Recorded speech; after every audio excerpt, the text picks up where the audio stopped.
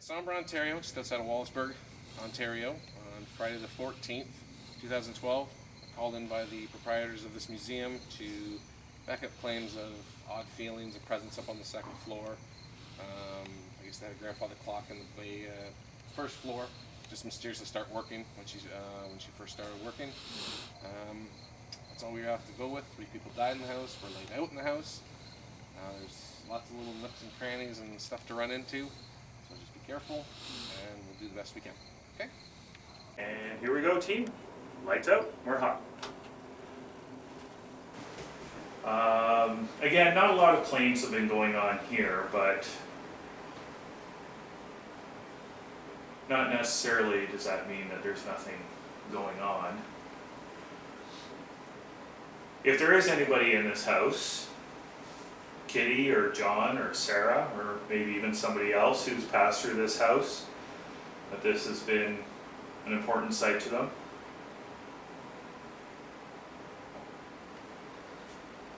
can you make yourself known somehow? We're not here to hurt you.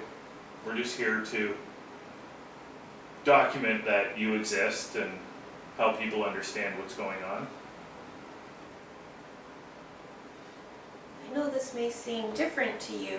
I know nobody's come out here and tried to talk to you guys. But again, like Bryce said, we're not here to harm you or anything. And we thank you for letting us into your home. It's a beautiful place. Can you tell us when this place was built? We're in parlor or perhaps a dining room.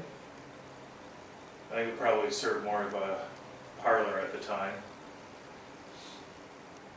And is this where they said the bodies were laid out? Mm-hmm.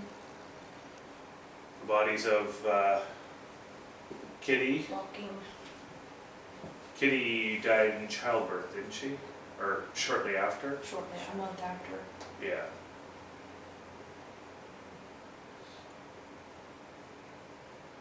Terrible thing to pass after childbirth.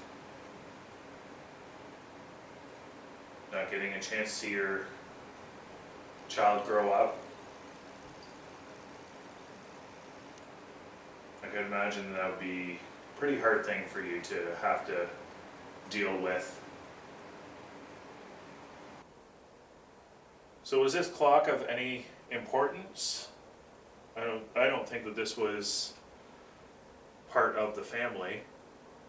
I think we were told that the only thing that remained of the Murray family was the Afghan upstairs, or the quilt that was upstairs that was made by Kitty. Mm-hmm. And Kitty's bowl and spoon. Everything else had been donated. Now, in this field, we kind of know a little bit about psychometry, about how spirits can become attached. So maybe it isn't even Kitty or Sarah or John that are in this house. Maybe it's somebody that was attached to one of the items that was brought in.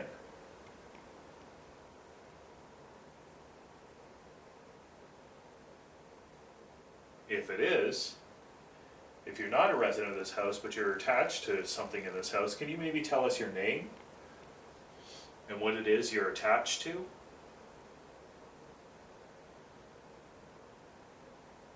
And this is the main area where claims have been said to happen.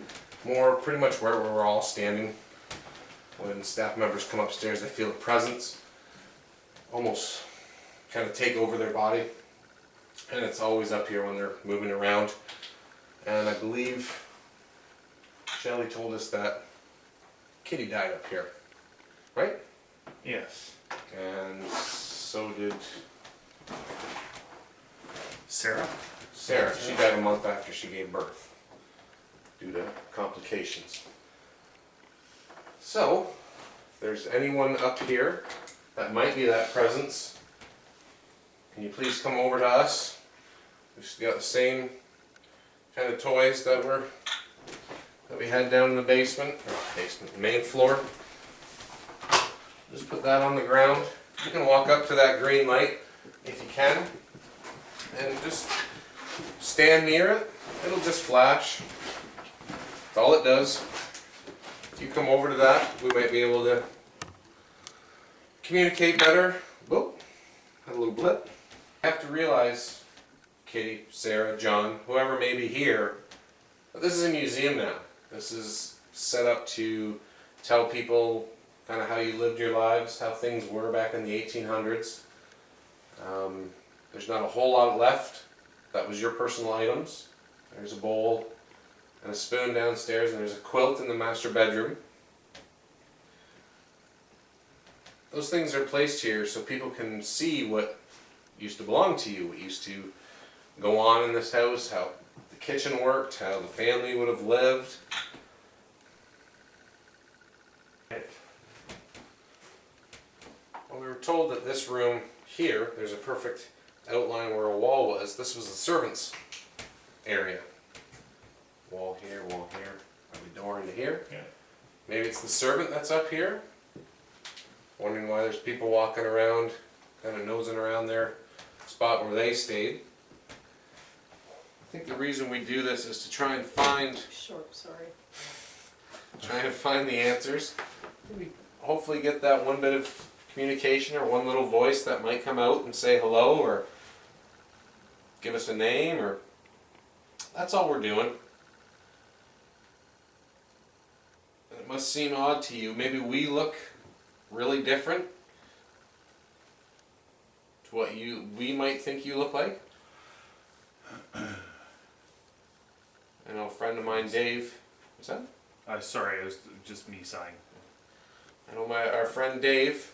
He's always asked the question of, what do we look like to you? How do you perceive us? Like, how do you take all this in? That there's, like, maybe you see people in a different way than we see people? Living in your own time and thinking there's ghosts in your house.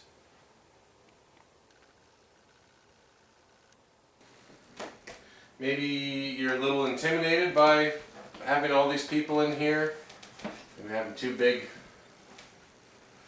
men up here, kind of with harsher voices.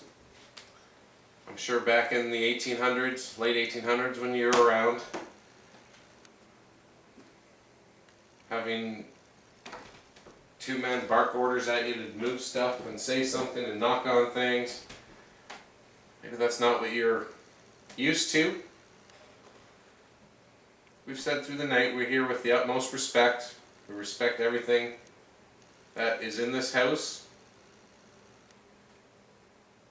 what might have been in this house and what might still reside in this house. So I notice here that it's got nursing the finest art. I don't know if that has any significance to Kitty or Sarah. I myself am a nurse. I work in the hospital. Nursing has definitely changed over the years, and like I said in the room there, the complications of giving birth has definitely changed, and there's a lot more success rates and a lot less infections. So was anybody in the house, were anybody a caregiver?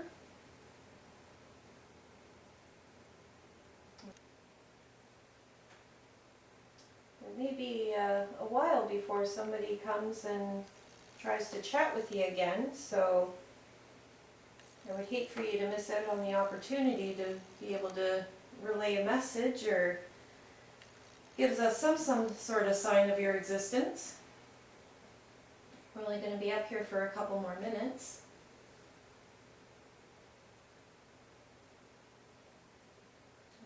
Susie's come from St. Thomas, I've come from London.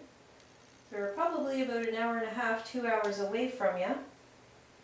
We drove all the way here just to speak with you.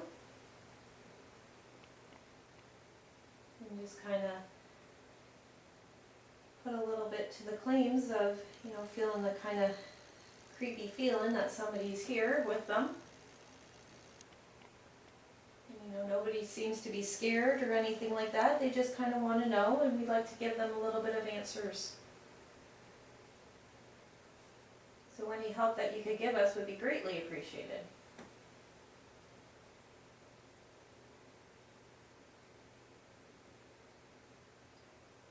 was me and I was hanging out here, I would be moving these mannequins non-stop. I would be putting them in different positions every day. You have, this is like a little playground. You know, if it ever comes to the time that I pass on and if I have the ability to do things, me and Susie were talking about this, we would wreak havoc in the paranormal activity, or paranormal world. Yes, we would. The investigators would not like us too very much.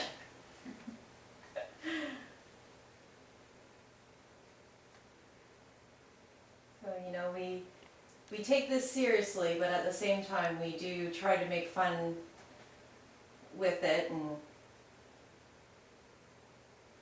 you know, we all have a good close family, and we're great friends. So this is kind of like a hobby of ours, but at the same time, what kind of brought us all together at the same time. We're from all different places, up Ottawa, Oshawa, London, St. Thomas, Chatham. And the unknown that's brought us all together. So I'm hoping that you kind of want to speak with us and be kind of part of our family too.